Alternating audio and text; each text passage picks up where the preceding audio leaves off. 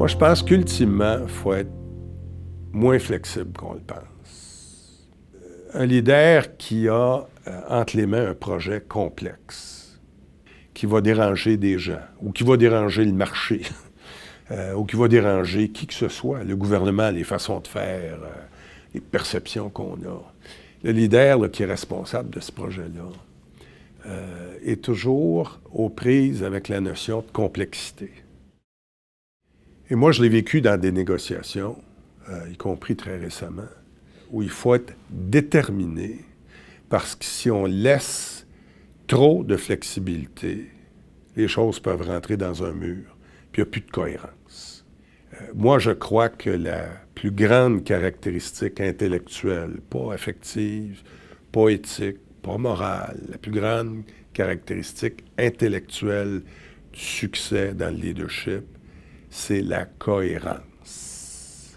On sait ce qu'on veut, on connaît les moyens d'y arriver, on connaît l'aboutissement possible, on se connaît soi-même, puis on connaît les contraintes extérieures.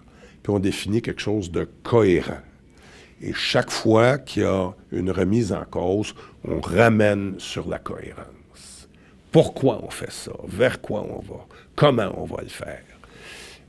Et je vois trop aujourd'hui, je pense qu'on vit dans un univers où les médias sociaux remettent en cause la cohérence, même chez les dirigeants gouvernementaux, au niveau municipal, provincial, partout.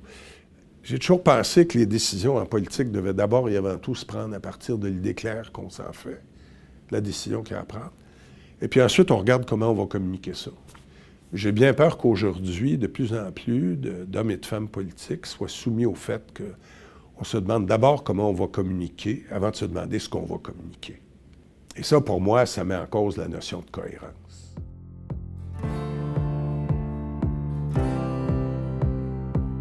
Si on a des gens dans son équipe que les ressources qu'on a à disposition permettent d'être des gens d'exceptionnelle qualité, puis en qui on a confiance, complètement, il faut se remettre en question.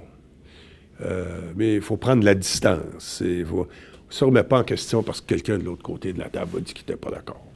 On prend de la distance. On écoute, on fouille, on cherche la cohérence dans le discours de celui qui critique, puis on prend du temps. On respire un peu.